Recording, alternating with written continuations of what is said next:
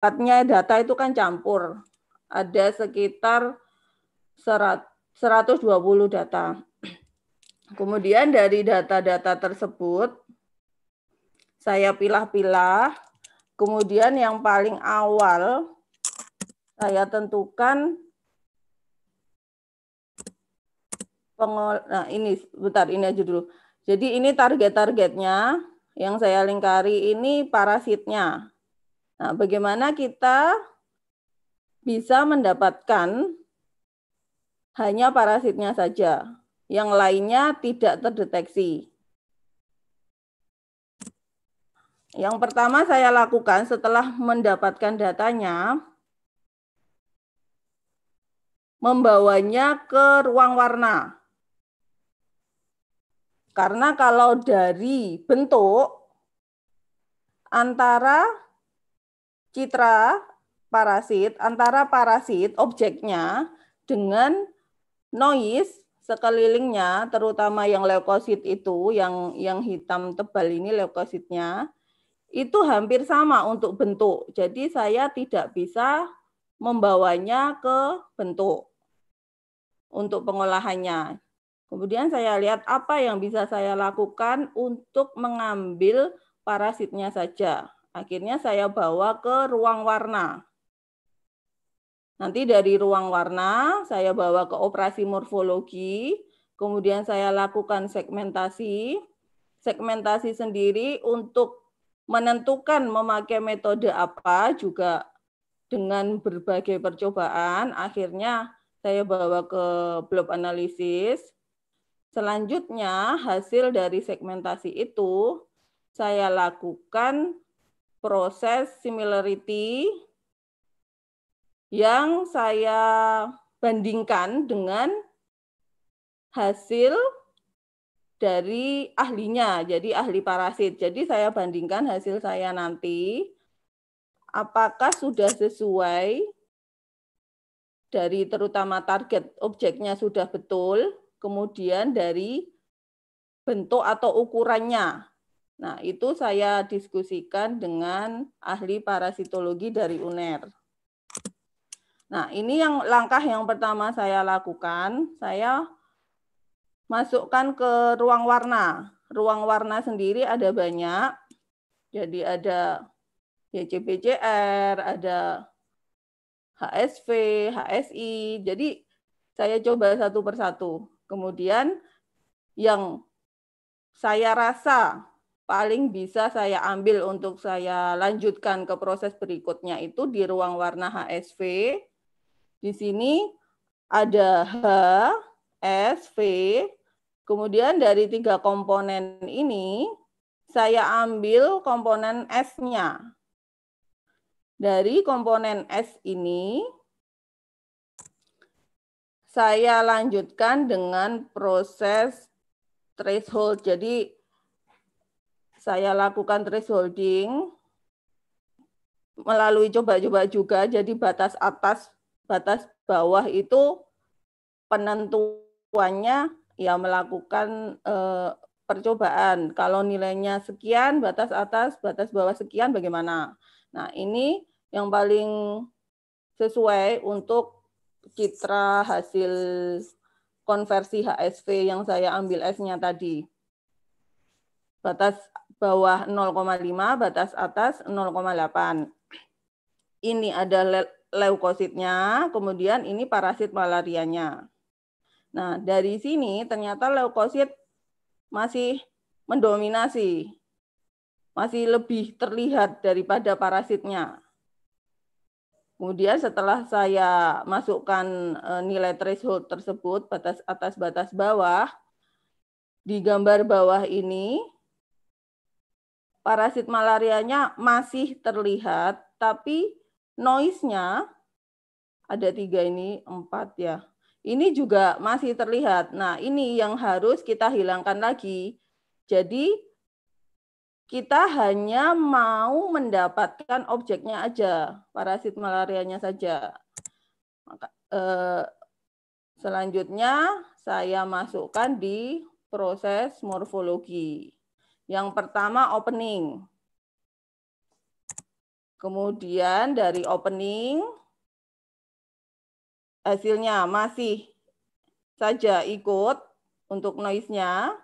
Kemudian saya lakukan region filling. Jadi yang target kita tadi, parasit tadi, saya isi. Daerahnya, areanya saya isi pakai region filling. Selanjutnya, saya lanjutkan proses erosi. Ya, di proses erosi ini, kita sudah hanya mendapatkan parasitnya saja. Tapi, bentuk parasitnya sangat terkurangi istilahnya. Oleh sebab itu, saya lanjutkan lagi satu proses morfologi, yaitu dilasi. Yang hasilnya seperti ini. Jadi, akhirnya kita bisa mendapatkan objek parasitnya saja dan bisa menghilangkan noise-nya. Setelah kita sampai di tahap ini, saya bisa melakukan segmentasi. Jadi kita sudah mendapatkan ROI-nya, region of interest-nya, kemudian saya lakukan blob analisis dengan 8 konektivitas. Jadi blob analisis itu ada 4 konektivitas, ada 8 konektivitas.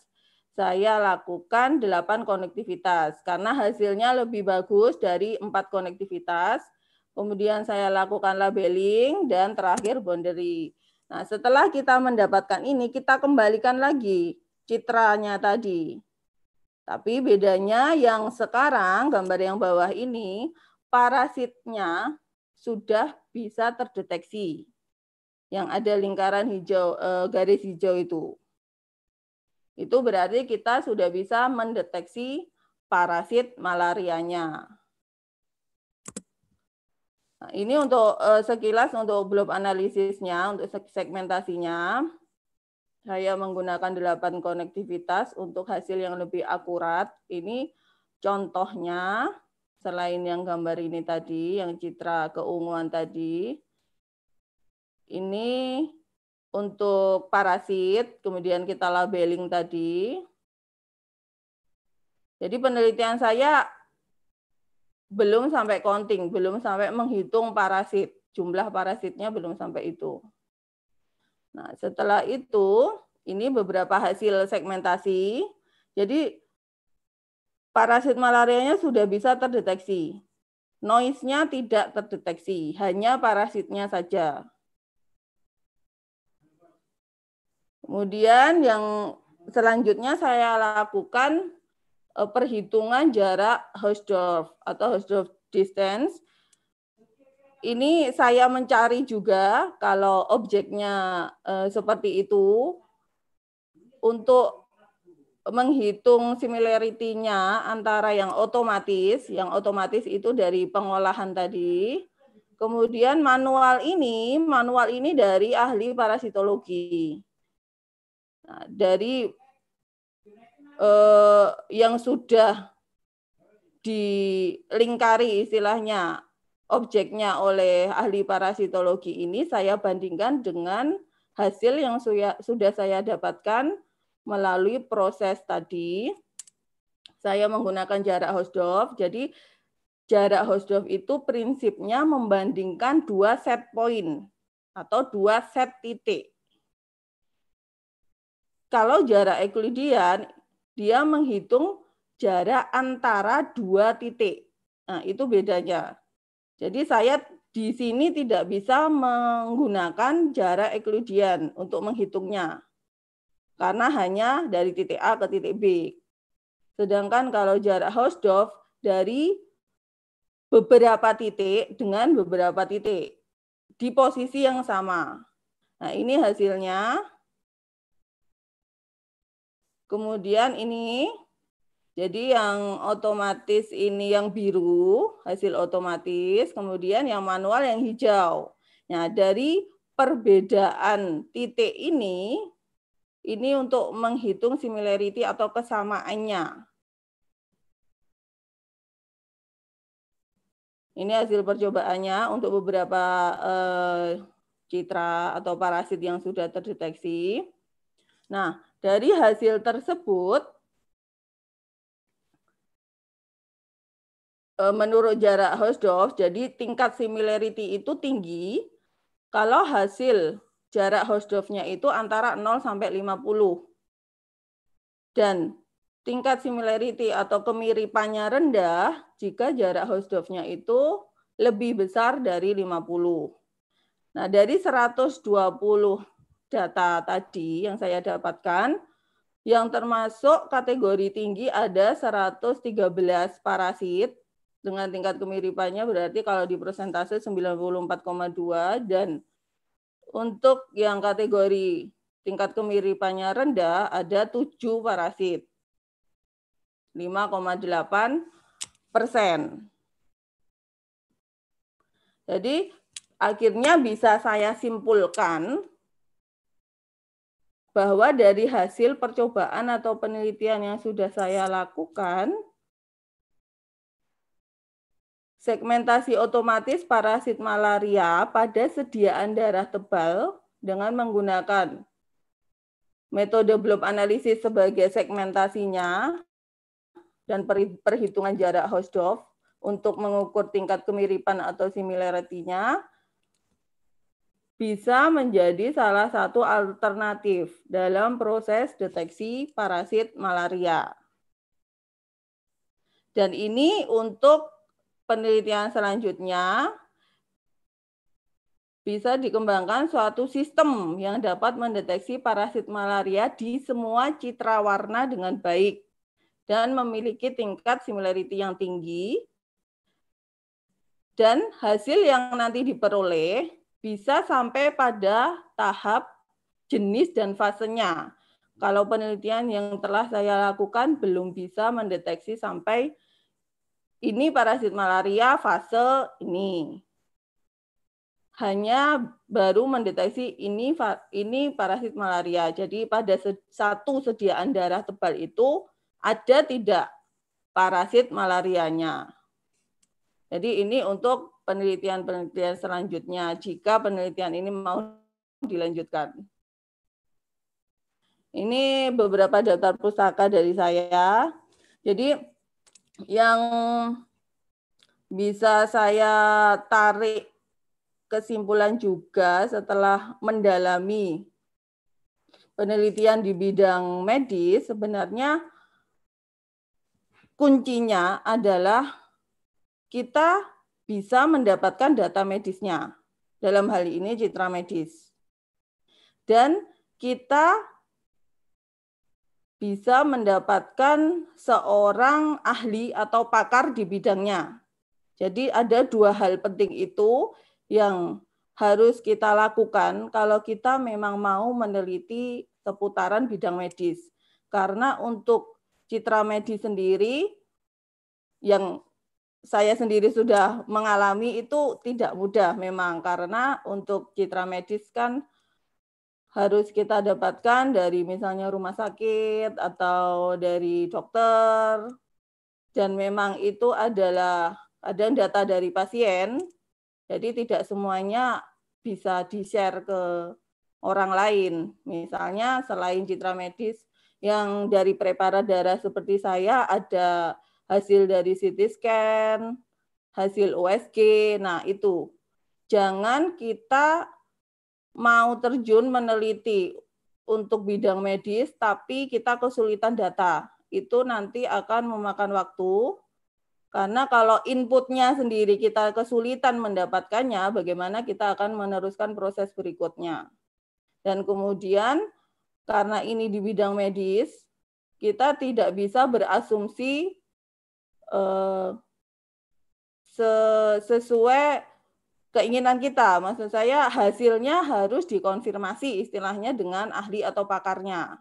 Karena ini harus pakar atau memang ahli yang di bidangnya. Karena kita belum punya ilmu untuk di bidang tersebut. Jadi harus ke dokter atau ke ahlinya.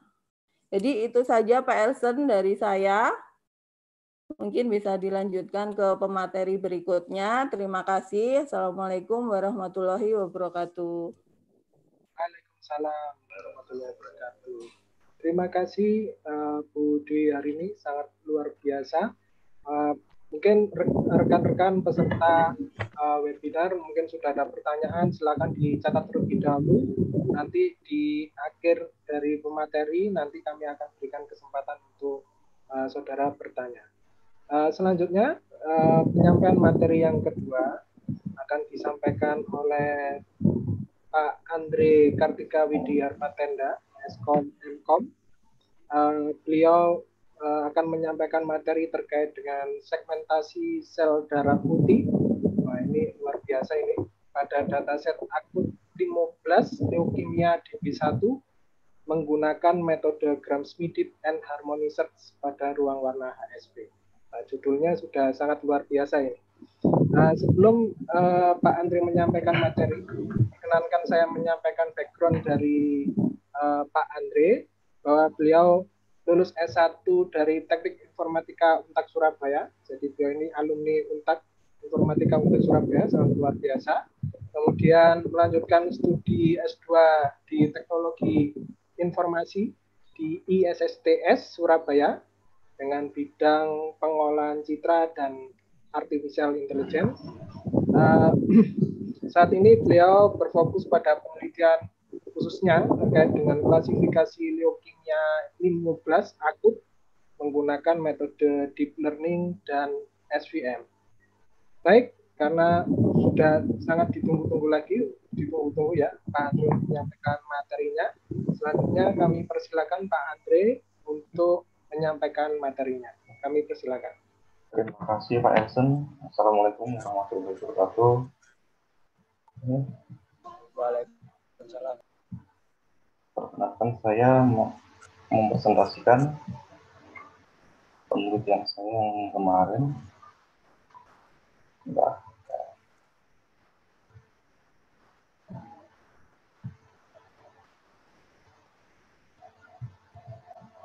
Ini saya ambil judul segmentasi sel darah putih pada dataset acute lymphoblastic leukemia DB1 ya, menggunakan metode Gram-Schmidt dan Harmony Search algorithm pada ruang warna HSP. Ini saya melakukan penelitian ini karena ALL sendiri merupakan kanker yang disebabkan adanya modifikasi biogenetik sel progenitor pada organ limfoid, dan diagnosanya itu biasanya dilakukan secara manual menggunakan mikroskop oleh para hematologis. Kekurangannya di sini tuh sangat bergantung pada pengalaman hematologisnya. Kemudian dia juga memakan waktu, dan yang paling pasti juga melelahkan. Karena kalau si hematologisnya lelah, hasilnya juga nggak bisa akurat. Tujuan dan manfaat dari penelitian ini, yang pertama, saya ingin membuat suatu sistem untuk segmentasi sel darah putih dari komponen-komponen darah yang lain pada secara mikroskopis. Manfaat ini diharapkan dapat membantu hematologis dalam mengidentifikasikan penyakit ALL secara otomatis. Di sini saya pakai dataset dari Labadi ya. Dia dipublish di tahun 2011, asalnya dari Tetamati Research Center for Children Leukemia and Hematoma Disease di Monza, Italia. Dia berisikan citra mikroskopis absen darah putih dari pasien ALL, di mana ini yang terdapat sel limfoblas, dan juga ada darah pasien non-ALL yang tidak terdapat sel limfoblasnya. Di dalam dataset ini berisi sekitar 60 atau 70 citra. Ini masing-masing ini memiliki perbedaan warna, iluminasi, resolusi, dan variasi perbesaran dari mikroskopis sendiri.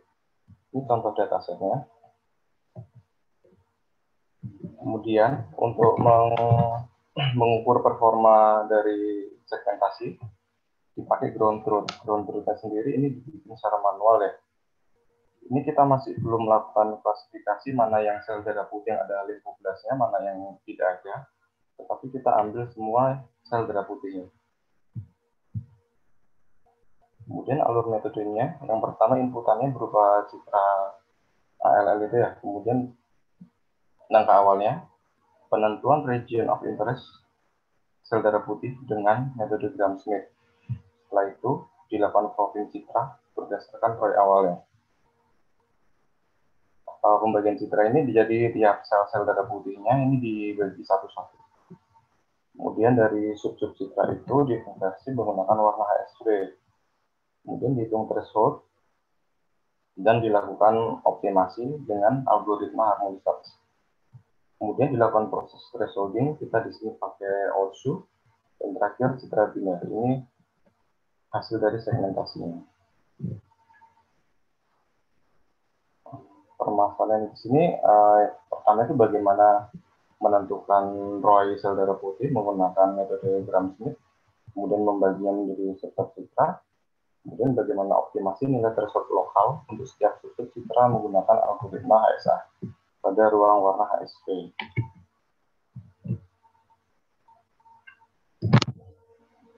Kemudian kita masuk ke langkah pertama, ini inisialisasi ROI dari sel darah putih. Kita di sini pakai metode Gram-Smith ya, dengan ortogonalisasi Gram-Smith. Di sini kita bagi tiga, ada region nukleus, region sitoplasma, dan region background-nya. Ini masing-masing diberi bobot, masing-masing ruang warna dari citra RGB-nya ini kita masukkan ke dalam fungsinya ini, kemudian digabung. Gambarannya seperti ini. Ini citra asli. Kemudian dilakukan proses ortogonalisasi Gram-Smith. Hasilnya akan menjadi seperti ini. Di mana sel darah merah yang pink kecil-kecil ini akan hilang ya. Dia akan pudar. Dan tersisa yang sel-sel darah putihnya saja. Dan ini kita lakukan dilasi dengan model DIS tadi 10. Oh iya, ini angka-angka ini dicari secara manual dari tiap-tiap region, ada nukleus, sitoplasma, sama background. Jadi ini nilai dari RGB-nya, ini R dari nukleus, G nukleus, sama B nukleus. Yang bawah ini sitoplasma, yang RGB ini untuk background-nya. Hasilnya akan seperti ini. Ini belum selesai, karena ini, kalau kita tidak melakukan dilasi, maka ini tidak akan dapat. Jadi kita lakukan dilasi agar ini dianggap jadi satu subcitra. Kalau lakukan dilasi ini kan, ini jadi satu subcitra nantinya. Dari masing-masing subcitra ini kita potong-potong ya, kita cropping. Dengan bounding box-nya kita perbesar sebesar 45 pixel. Kenapa perlu diperbesar? Karena kalau tidak diperbesar, yang dapat hanya region nukleusnya saja. Sedangkan kita nanti juga berharap mendapatkan region sitoplasmanya. Ini hasil cropping setelah bounding box-nya diperbesar.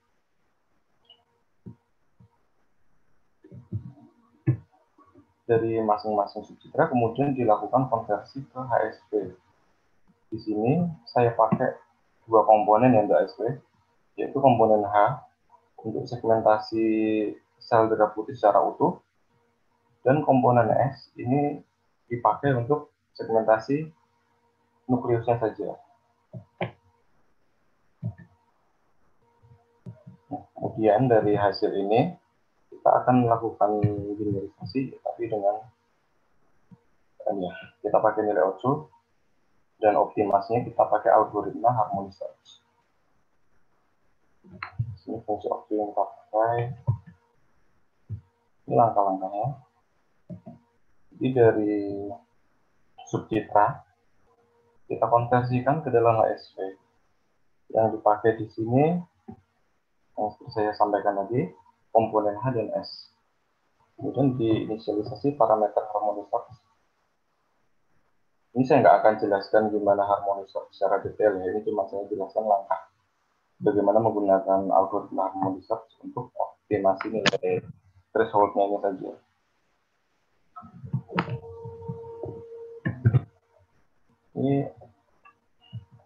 Ini parameter yang saya pakai. Untuk HMS-nya saya pakai 100, HMCR 0,8, pitch adjusting rate-nya 0,5, dengan bandwidth 0,3 dan iterasi 10.000.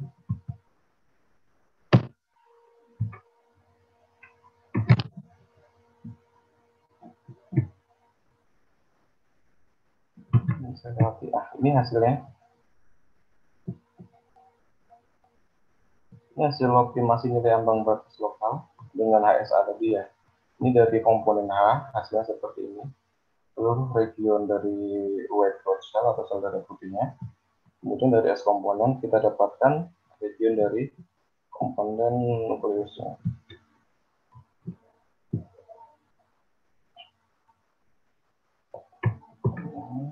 Nah, setelah kita dapat hasil dari ini, dari masing-masing segmentasi subcitra, maka kita perlu menggabungkannya lagi ke dalam citra utuh seperti gambar inputan awalnya. Ini di sini kita bisa lihat bentuknya masih seperti ini ya. Proses selanjutnya kita perlu image cleaning, di mana di sini untuk membersihkan komponen-komponen yang berada di tepi citra dan untuk menghilangkan komponen-komponen abnormal. Untuk di tepi citra ini gampang aja. Kita lihat yang nempel di tepi ini kita hapus, karena memang yang nempel di tepi nantinya tidak bisa digunakan untuk proses klasifikasi. Maka dari itu kita perlu hapus. Sedangkan untuk yang komponen abnormal yang seperti ini, kemudian ini, di sini kami pakai ini parameter soliditas sama kebundaran. Di mana soliditas ini kita pakai komponen ini, area dibagi dengan convex area, sedangkan untuk roundness ini 4 kali V dikali area dibagi parameter kuadrat. Ini thresholdnya. Untuk roundness-nya saya set di 0,5, sedangkan di solidity-nya di set 0,7. Ini tahapannya. Yang pertama, border cleaning. Kita hapus atau hilangkan sel-sel yang ada di tepi. Jadi sudah tidak ada yang nempel di tepi. Kemudian yang kedua, yaitu untuk membersihkan komponen yang abnormal. Jadi yang kayak gini.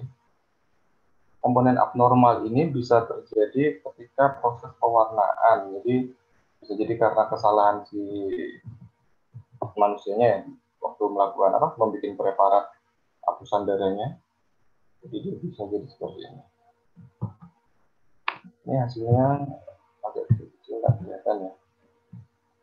Jadi dari tabel tadi, metode yang kami pakai di sini untuk segmentasi sel darah putih secara utuh, nilai precision-nya 0,98, untuk recall-nya 0,75, dan advance score-nya 0,83, sedangkan MSE-nya ada di angka 0,228. Kemudian untuk segmentasi nukleus, ini recall-nya precision-nya 0,93, recall-nya 0,89, advance score-nya 0,9, dan MSE-nya di 0,165. Di sini untuk segmentasi nukleus mungkin memang akurasinya lebih tinggi ya. Karena itu butuh penelitian lanjutan gimana caranya untuk meningkatkan segmentasi untuk seluruh komponen sel darah putihnya. Kemudian ini beberapa yang sudah publikasi. Di tahun 2017 ada sistem otomatis probing, ada ini ya, citra LLA, kemudian deteksi jumlah leukosit bersentuhan pada citra mikroskopis menggunakan multiple timers clustering. Dan yang kemarin tahun 2019 saya membandingkan penggunaan ruang warna HSV dengan ruang warna LAB. Di sini yang lebih tinggi akurasinya adalah yang HSV. Karena dari itu saya pakai HSV di penelitian ini. Mungkin cukup sekian dari saya. Jadi dilanjutkan ke pemateri selanjutnya. Silakan Pak Elson. Baik, terima kasih Pak Andre atas penyampaian materinya yang luar biasa. Mungkin bagi para peserta yang sudah ada pertanyaan, silakan bisa ditanyakan terlebih dahulu melalui room chat. Nanti pada waktu sesi tanya jawab akan kami bacakan pertanyaannya sehingga nanti akan bisa disampaikan ke pemateri. Baik, selanjutnya adalah penyampaian materi yang terakhir yang akan disampaikan oleh Bapak Bagus Ardiansa, Eskom MSI.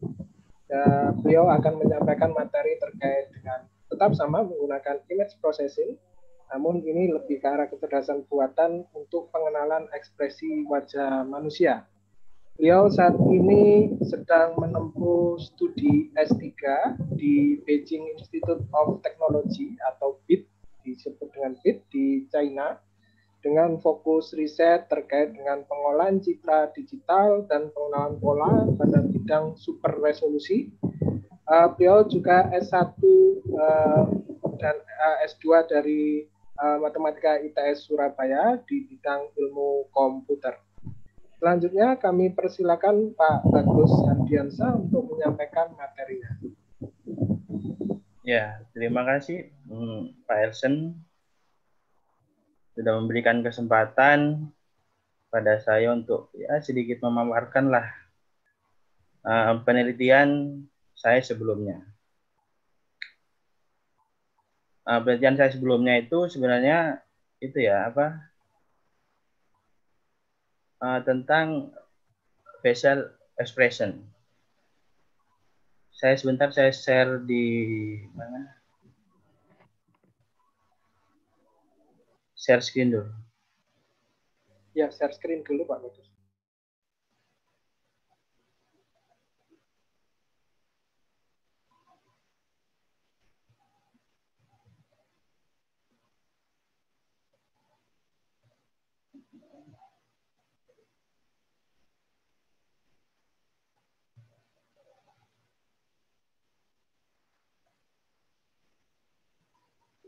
Sudah tampil ya? Sudah Pak Bagus. Oke, siap.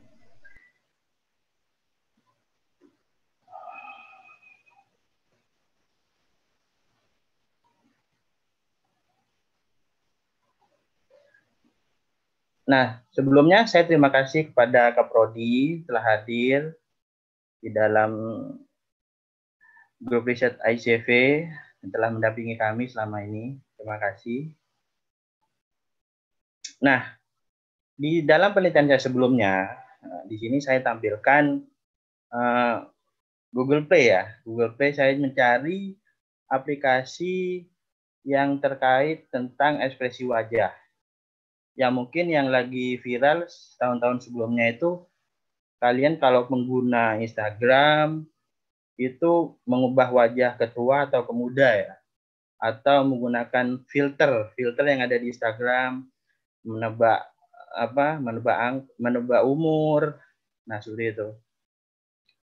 Di sini saya menerangkan kenapa kok aplikasi ekspresi wajah saja di Play Store atau di App Store itu banyak sekali yang ada ya berbayar maupun gratisan.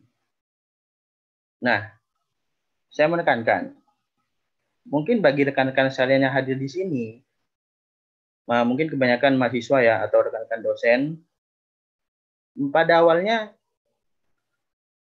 pada saat kalau pada rekan-rekan dosen pada saat pernah mengajar matematika ya, apalagi matematika logika ya, tentang menghitung kebenaran, tabel kebenaran. Nah, sebenarnya jika pada saat pembelajaran matematika logika yang diberikan kepada mahasiswa, pikiran mahasiswa pasti tertuju, ini menghitung ini itu buat apa sih? Nah, padahal itu basic dasarnya loh. Nah, seperti itu. Kenapa di tabel logika? Setelah itu, di semester berikutnya kita move on ke jaringan secara peristiwaan, JST dengan neural network. Di situ ada metode HEP atau Bayes-Pro. Nah, di situ kita kembali juga menghitung ke dasar basicnya lagi. Nah, tapi dengan ketentuan lebih ke mengkerucut. Nah, mungkin di situ mahasiswa sadar ya bahwa untuk mendapatkan sesuatu yang kita inginkan itu dasarnya harus diperkuat dulu. Nah, seperti itu. Nah, yang kita lihat di sini adalah beberapa aplikasi yang ada di Google Play. Oke, kita next. Nah, sedangkan Microsoft aja itu tahun 2015 kenapa bekerja sama dengan Oxford untuk membuat aplikasi berupa deteksi ekspresi wajah. Nah, sekelas heavy industry, sekelas Microsoft aja dia masih membuat deteksi ekspresi wajah. Nah, berarti kan face biometric ini kan tidak bisa kita sampingkan seperti itu. Nah, lalu di sini saya mengutip di beberapa media online ya. Di Instagram saja sekarang beredar viral atau booming ya, filter-filter yang sudah digunakan banyak konsumen. Yaitu contohnya filter yang saya tampilkan ini, yaitu menghitung umur manusia berdasarkan raut wajah.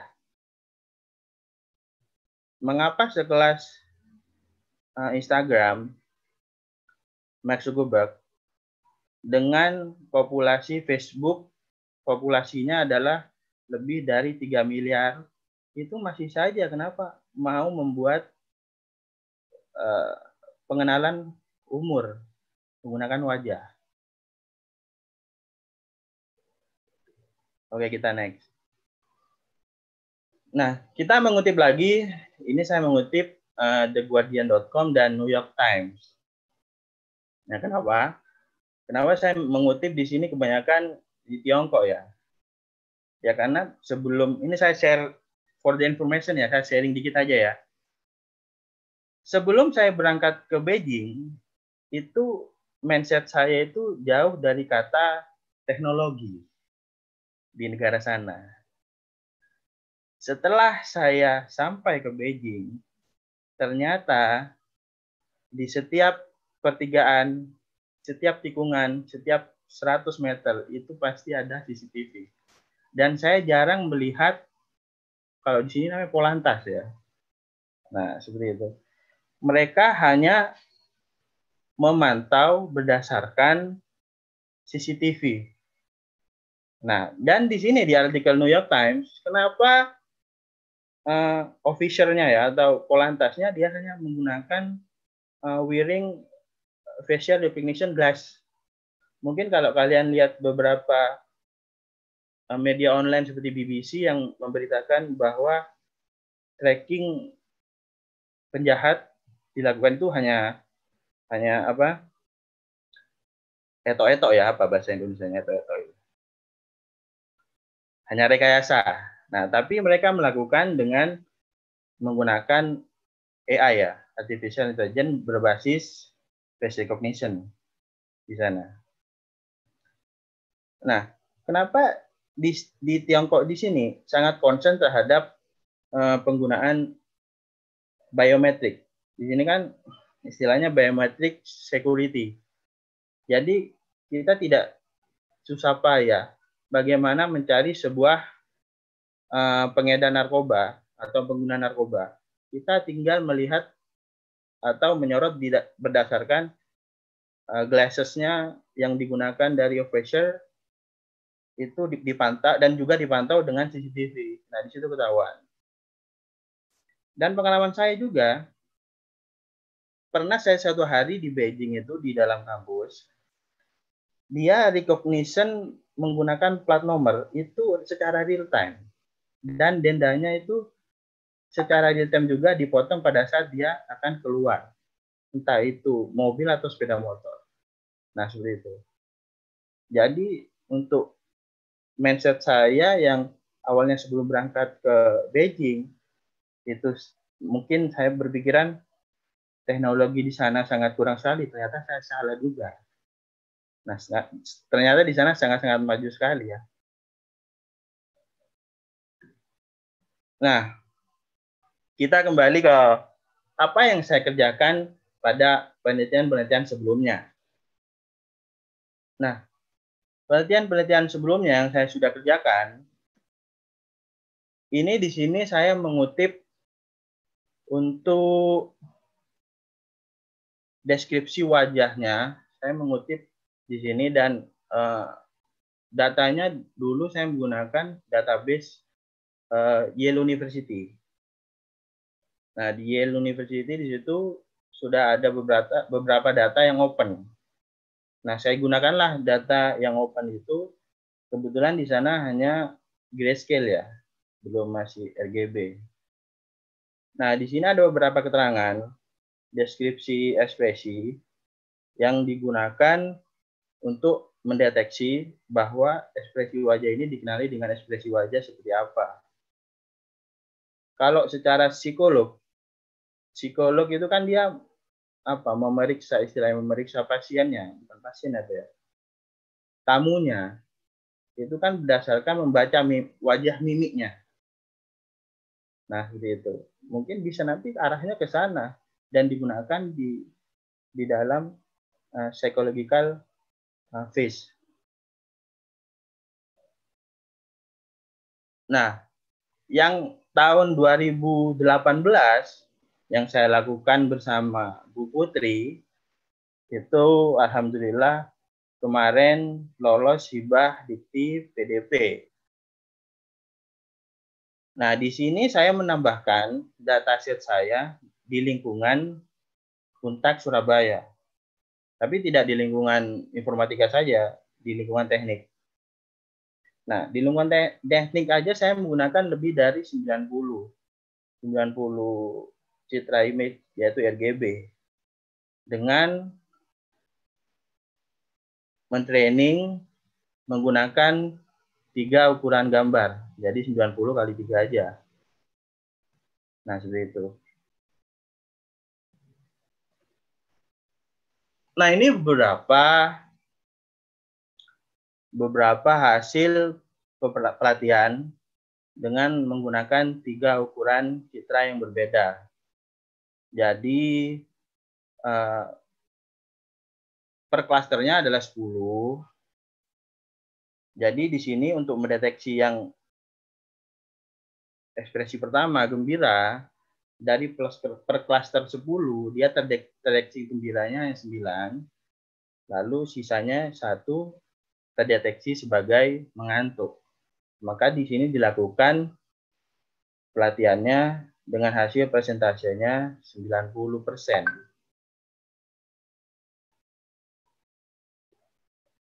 Untuk hasil pengujiannya, di sini saya menggunakan 30% saja dari data yang sudah digunakan dalam pelatihan. Nah, 30% ini meliputi, saya ambil klasternya lebih sedikit karena saya ngambil 5 saja, karena untuk membuat akurasinya. Di sini sama, untuk pengujiannya, saya menggunakan 3 ukuran. 3 ukurannya yaitu ini, 90 kali 60, 110 kali 90, 60 kali 50. Nah, jadi 30% yang dari seluruhan data set itu saya gunakan dalam pengujian. Nah, dengan hasil persentasenya 80%. Untuk validasinya di sini, saya menggunakan mean square error. Jadi nilai terkecil dari error deteksi ekspresi wajah itu, maka dia dengan nilai terkecilnya dia menjadi sangat akurat. Nah, ini hasil dari running program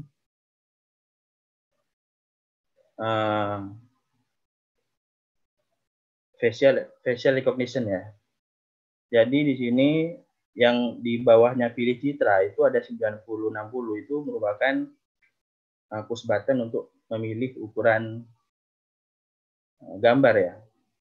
Jadi ukurannya berbeda-beda.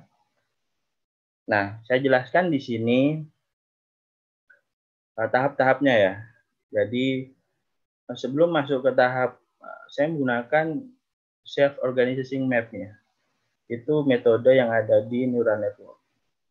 Nah, sebelum facial recognition mengarah ke metode SOM ini, saya melakukan yang namanya reprocessing, yaitu ada metode PCA, dan setelah PCA saya menggunakan normalisasi. Kenapa seperti itu? Karena untuk mencapai tahap metode SOM, kita harus melakukan beberapa tahap reprocessing dulu.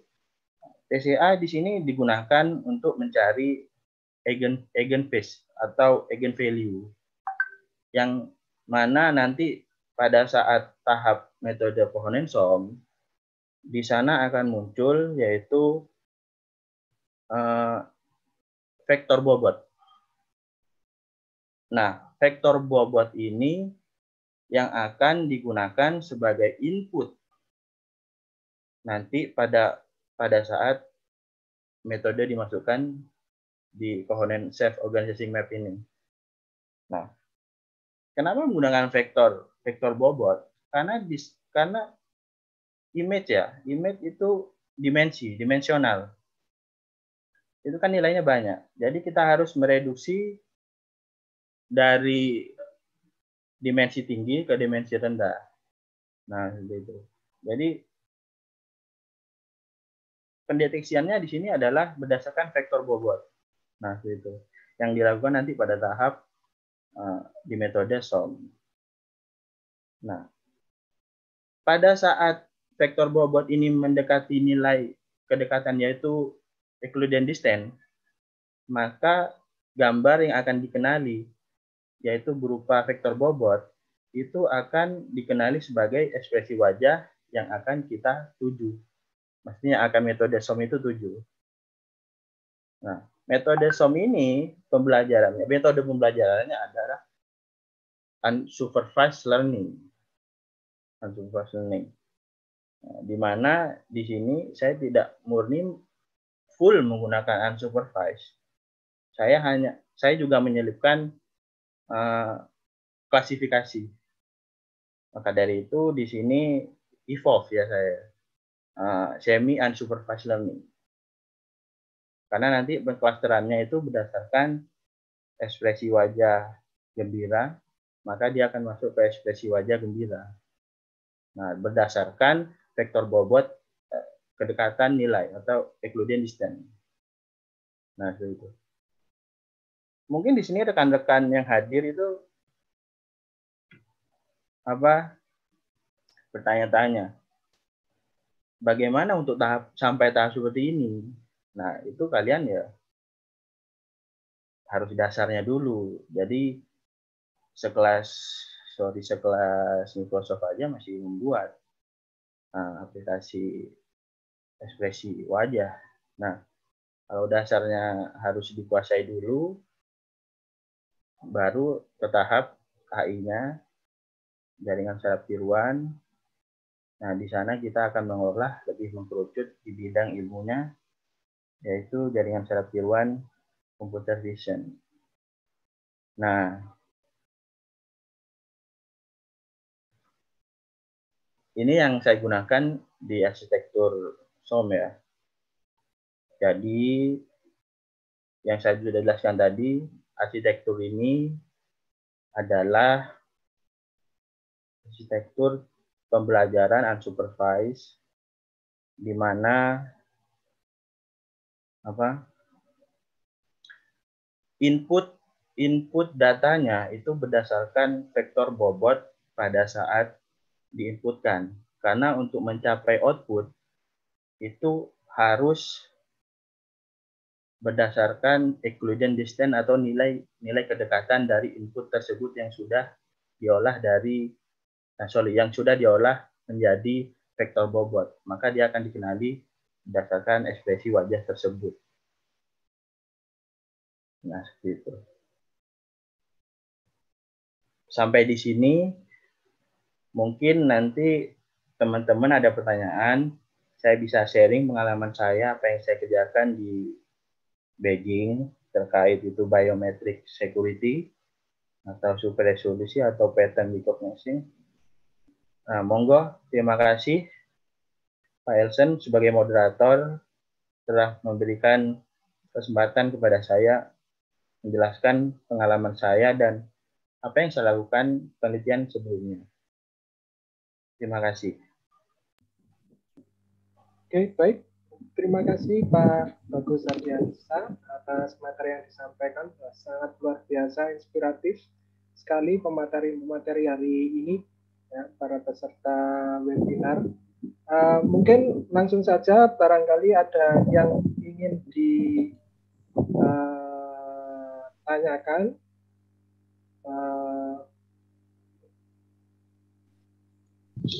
Bisa langsung menyampaikannya atau bisa melalui chat, silakan. Barangkali ada yang ingin ditanyakan terkait dari 3 narasumber pada hari ini. Monggo.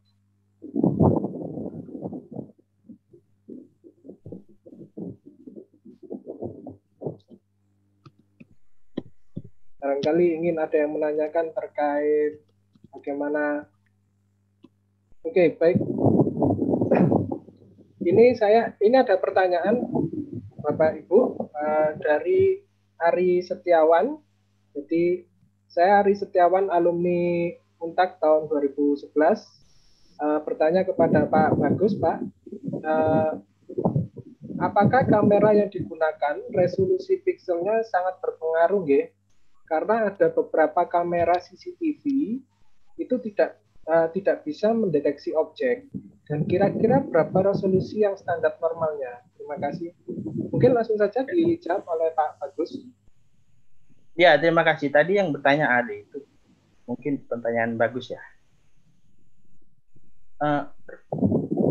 Berapa resolusikah yang digunakan untuk bisa clear mendeteksi wajah atau kendaraan atau plat nomor? Saya rasa sekarang CCTV sudah HD ya, HD, high definition maksudnya. Ukurannya yaitu sekitar 1000 kali 1000 atau 2000 kali 1000. Nah, pada waktu saya yang gunakan untuk penelitian sebelumnya yang di PDP itu, saya menggunakan kamera mirrorless itu dengan pikselnya 2000 kali 1000. Jadi sangat besar sekali ya. Nah, jika ini kembali lagi pada saat pengolahan ya, jika input datanya begitu sangat besar ya dimensinya, nanti pada saat diolah, kalian itu ya, kalau ini pengalaman saya pada saat di lab di kampus saya, merendering image yang begitu dimensi begitu besar dan image-nya begitu banyak atau seratusan dan ribuan, itu membutuhkan hardware yang super ya gitu. Saya saja itu pada saat melakukan penelitian yang sebelumnya yang facial recognition itu saya menggunakan laptop saya, dan itu jika saya running saya harus menunggu hampir 1 hari rendering. Nah, pada saat pemrosesan, saya mungkin bagi kalian yang mempunyai minat di bidang itu, dimensi yang besar nanti kalian bisa reductionnya dengan membuat partisi-partisi seperti membuat berapa ukuran yang akan digunakan. Kasih option. Kalau kalian menggunakan dimensi yang sudah besar, yang digunakan 1000 kali 2000 atau 2000 kali 1000 pixel, itu juga merupakan effort yang lebih digunakan dalam hardware. Jadi VGA-nya ya harus oke juga, seperti itu. Jadi, kalau untuk yang pengalaman saya di Beijing, CCTV itu sudah HD semua ya. Terutama di lingkungan kampus saya di Beijing itu sudah HD, karena pada saat pendeteksian plat nomor dari pengalaman saya itu secara real time tampil di layar jalan. Jadi dikenali plat nomor sekian melebihi kecepatan dari 10 km per jam atau 20 km per jam, dia akan dikena denda, dan dendanya pada saat dia keluar kampus. Nah, seperti itu. Itu yang secara real time itu membutuhkan effort yang besar, itu berupa hardware-nya. Ya mungkin itu Mas Hari ya mungkin bisa menjadi apa? Jawaban saya bisa terpuaskan dengan jawaban saya. Terima kasih Pak Elsen. Oke, terima kasih Pak Bagus. Pertanyaan berikutnya untuk Bu Dwi Arini. Bu Dwi Arini. Halo Bu Rini. Iya Pak Elsen. Ya, pertanyaan berikutnya dari Samuel Hadi Winata, semester 6 dari Untak Surabaya, ingin menanyakan terkait untuk sampel darah yang digunakan sendiri itu sudah termasuk darah orang yang terkena malaria. Apakah bisa terdapat noise lain selain leukosit yang sudah disampaikan tadi jika mengambil sampel darah dari orang yang tidak terkena malaria atau mungkin terkena penyakit lain? Terima kasih Bu Rini. Silakan monggo langsung dijawab saja. Ya, terima kasih Pak Elsen. Terima kasih Samuel. Jadi selain leukosit atau sel darah putih, ada beberapa noise seperti pecahan darah, kemudian ada seperti apa ya?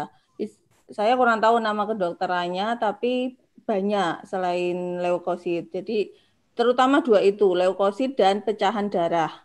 Kalau di preparat itu biasanya yang mendominasi selain targetnya itu dua itu.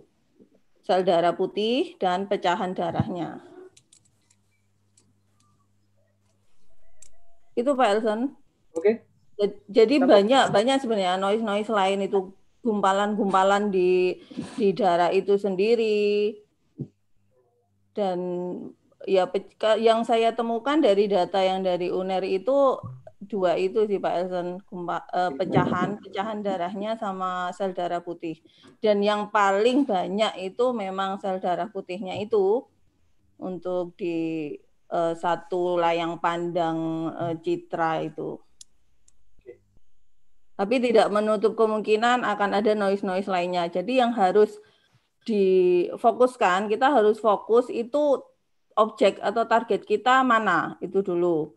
Nah, kemudian kita lihat noise yang harus dihilangkan itu yang mana saja dan cara untuk menghilangkan noise tersebut. Nah, caranya bagaimana itu yang kita harus mencari. Jadi harus banyak membaca, terutama membaca jurnal-jurnal. Jadi kalau saya ingat pesan pembimbing saya dulu waktu kuliah, baca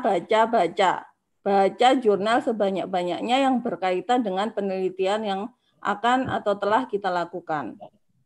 Itu Pak Elson. Terima kasih. Baik, terima kasih Bu Dwi Arini. Mungkin Samuel sudah bisa mendengarkan jawaban dari Bu Dwi Arini. Pertanyaan berikutnya untuk Pak Andri. Pak Andri, ada pertanyaan di channel YouTube. Bagaimana mendapatkan data terkait citra-citra medis tersebut? Apakah di Indonesia itu mudah data tersebut untuk diperoleh atau bagaimana prosedurnya barangkali yang bisa mungkin pengalaman dari Pak Andri dalam memperoleh data-data tersebut? Silakan monggo Pak Andri untuk dijawab. Terima kasih pertanyaannya. Kalau saya sendiri sih dapatnya berupa dataset dari Labadi. Cuman kalau di Indonesia kemarin di Rumah Sakit Dr. Sutomo itu kan memang ada divisi hematologi anak ya. Kalau mau data yang berasal dari Indonesia bisa ke Sutomo dengan izin, dan ada beberapa syaratnya sih kalau memang mau ambil data dari Sutomo, dan agak lama biasanya. Untuk izinnya sendiri sekitar 3 bulan baru turun izinnya. Pengalaman kerja remote di luar. Terus itu belum untuk mengambil datanya, baru izinnya aja 3 bulan. Yang saya tahu sih di situ, karena memang di Sutomo rumah sakit penelitian juga, jadi biasanya memang boleh sih data di situ. Mungkin itu jawaban dari saya. Oke, baik Pak Andre. Mungkin untuk data setnya Pak Andre yang didapat misalkan dari Dr. Sutomo itu apakah berupa image atau bagaimana Pak Andre? Ini berupa sediaan kemarin sih ada dari mahasiswa S3 ITS ya. Itu dapatnya sediaan preparat nasi darah gitu dan didigitalisasi sendiri. Iya itu. Oke, baik, terima kasih Pak Andre. Mungkin sudah menjawab dari Pak Muhammad Tafrikan di channel YouTube. Kemudian pertanyaan berikutnya untuk Pak Bagus Ardiansyah. Ini kelihatannya banyak sekali nih pertanyaan untuk Pak Bagus ini. Mungkin pertanyaan berikutnya dari Muhammad Ghani. Mengapa arsitektur JST Self SOM yang Bapak gunakan itu tidak menggunakan hidden layer? Iya, untuk ini Gani ya. Kebetulan Gani ini rekan saya di Tiongkok ya. Nah, terima kasih pertanyaannya. Untuk SOM ini, Self Organizing Map ini, nah, karena penggunaan hidden layer, pertanyaannya kan kenapa tidak menggunakan hidden layer? Nah, dari sahabat kita Gani.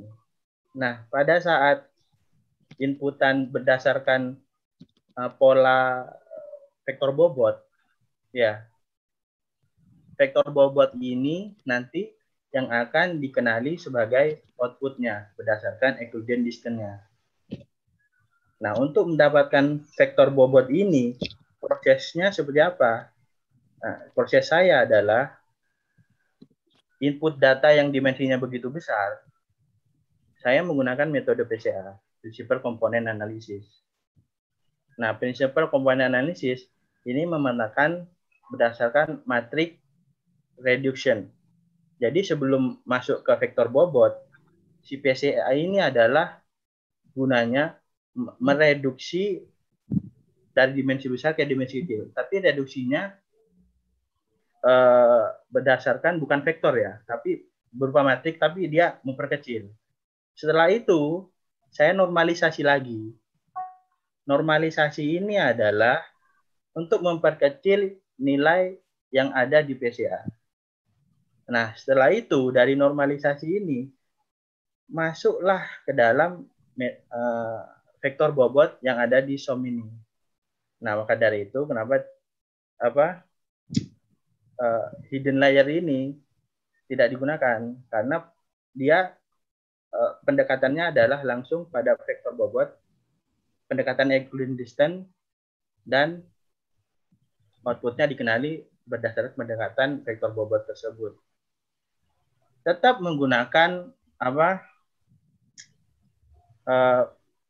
training data yang ada di neural network. Nah, dengan pengujian beberapa dari hasil pelatihan tersebut. Mungkin seperti itu ya. Mungkin jawaban saya bisa terpuaskan oleh sahabat kita Gani. Oke, baik. Terima kasih Pak Bagus. Pertanyaan berikutnya Pak Bagus dari Adam Baktiar, mahasiswa Untak semester 6. Yang bertanya terkait penelitian dari Pak Bagus. Untuk mengenali wajah seseorang, apakah harus mengenali ekspresi-ekspresi wajah orang tersebut atau hanya mengenali struktur wajahnya tanpa ada pengenalan ekspresi wajahnya? Mungkin bisa langsung dijawab Pak Bagus.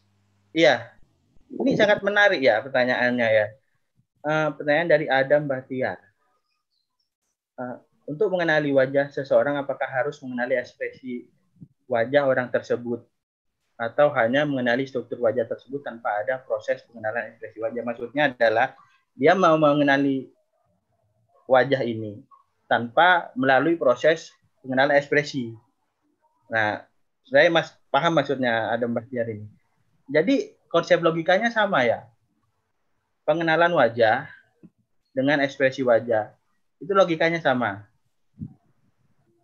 Tinggal kita rubah kerangkanya saja. Kerangka pada saat prosesan di Cohen-SOM dari proses kerangka prosesan di Cohen-SOM itu pada saat nanti outputnya dikenali sebagai apa. Jadi vektor bobot ini mau dikenali seperti apa sih?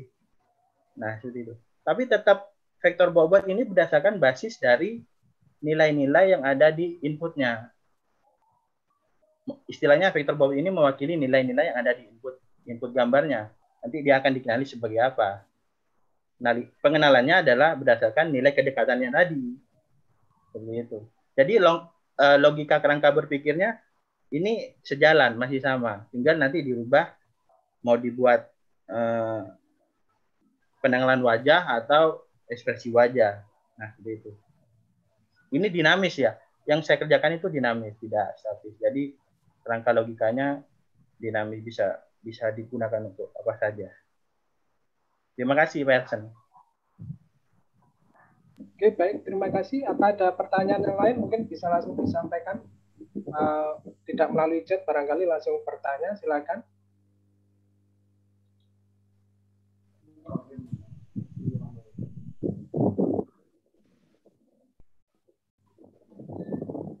Apa ada yang ingin ditanyakan untuk materi hari ini?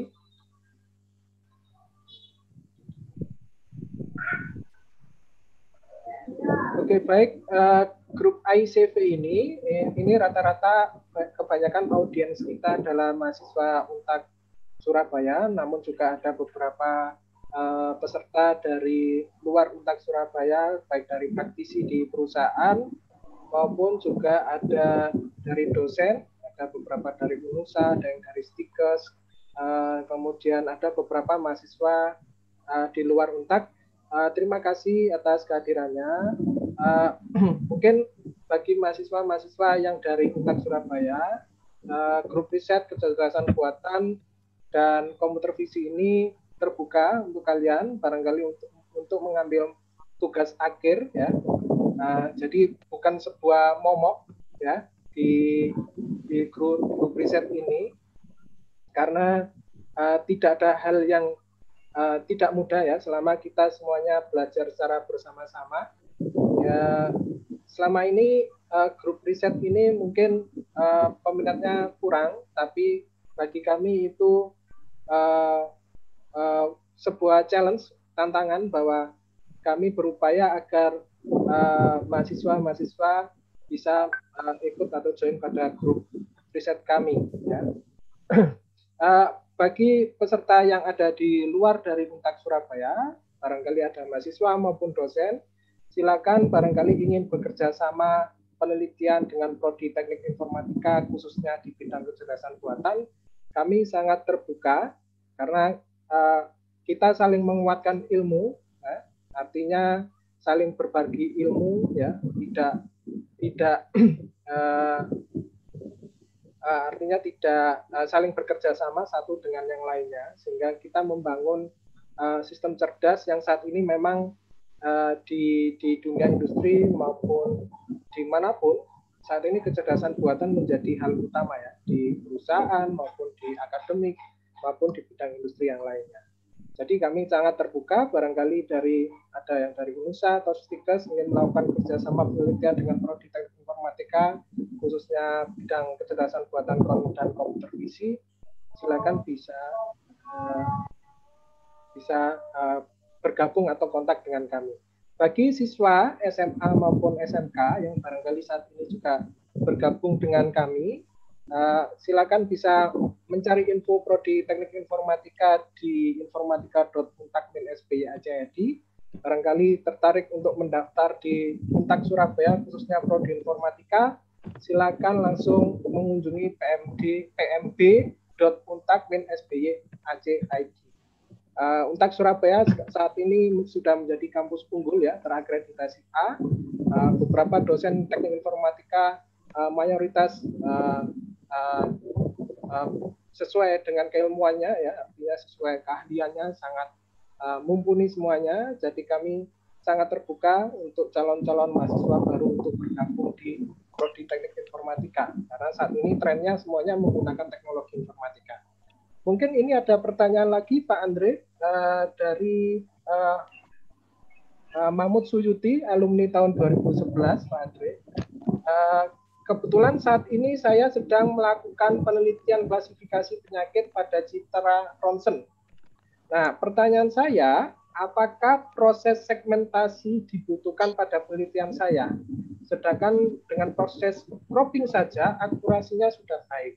Barangkali ada proses yang lain bisa meningkatkan akurasinya seperti itu Pak Andre. Silakan Pak Andre bisa langsung dijawab. Terima kasih pertanyaannya dari Mas Mahmud ya. Ini kita perlu tahu ini klasifikasinya penyakit apa dulu dan yang disegmentasi seperti apa. Kalau memang baru hasil cropping aja sudah bagus, berarti mungkin bisa jadi juga segmentasinya yang kurang bagus.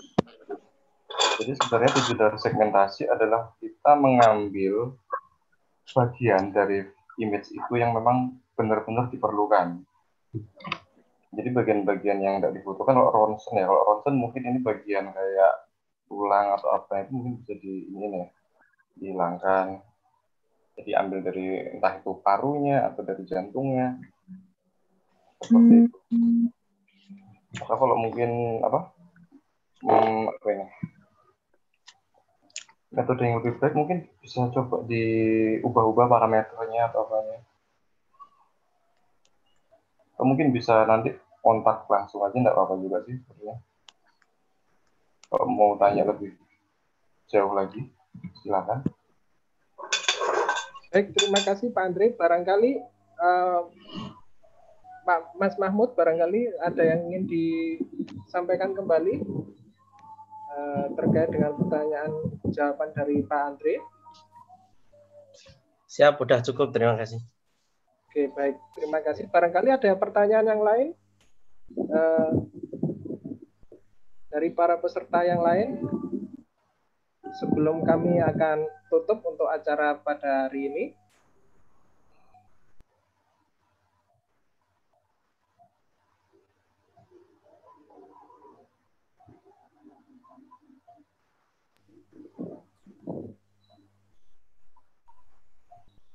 Baik, alhamdulillah tidak terasa sudah di penghujung acara. Terima kasih kepada Pak Gary Kusnanto, kemudian dosen-dosen Teknik Informatika UNTAD Surabaya yang juga telah bergabung di acara pada hari ini.